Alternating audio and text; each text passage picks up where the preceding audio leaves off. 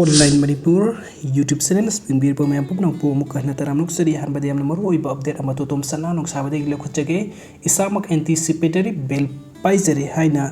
तोतोम सना नुक साबन social media दा थदोर पासजेरोल अमना फुंदुक पिरी मयाम आइबिरगनो हाइबदी पुलिस डिपार्टमेंट की अमदे हाइरो पुलिस की माइकई दगी करिगुंबा प्रॉब्लम हम त लैत्रे मोरांग थेन तोतोम सना फाबे पुंबा हाइबगी वाफम अमत लैत्रे दुना मखोइसु हंदगरगे मयामगी पुल्लगा लैबिरिबा मोब सागलिबसे तोपियो हाइबगी रिक्वेस्ट अदुगा मथंगी अपडेट असे कोरोंगान मखुमंदगी लोकचगे ngasi akhang hai sadana law khongba ngamlibadu thapuk thangdoklaga ngagliba athoba sing amadi irebak ifurup ki damakta thawaina pontha pikraba athoba sing gi mapanani haibasi kaubiganu haina korongan mukhuman na social media da thadukpa serolamana phungtok piri aduga mathangi update asina robin mangang khoirapam dagi lokuchege asuk yam balanmi mayam sigi khulda donation khajik khajik angamba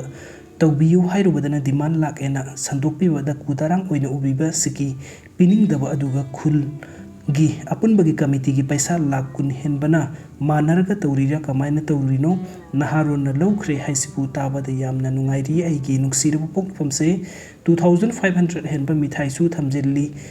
hairam badagi hojikti mangkhre yenthokre loikhre hairi kanada pibanu di khangde onthokna puksen chawba mama leibak nungsiba ngakta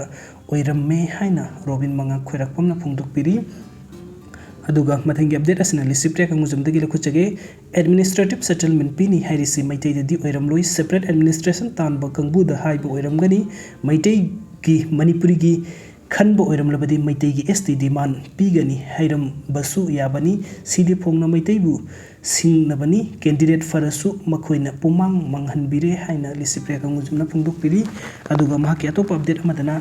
अंगांग नि हाइरिबा ID India की अनोबो air pollution law अमा सेमबदा 2020 दा असोबो थौदांग लौजखी अमदी सावरबा Bharat असिदा law अमा सतनहनबा ngamजखी आइंगोंदा Saibidringe haloiriba candidates amadi akhang hai mayam sing asina amukta manipuri kanana lo amata pass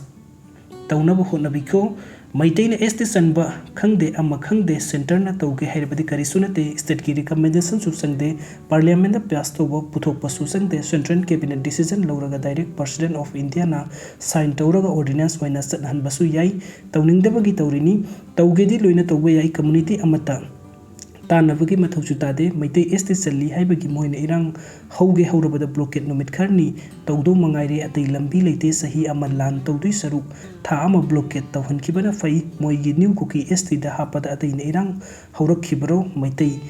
तानरम्ब्रो अइहांगना India दा अइगी मरुप सिंगा fight तौरगा India दा अनोबो एयर पोल्यूशन टैकल तौनबा लो चतनबा हौकी 2020 दगी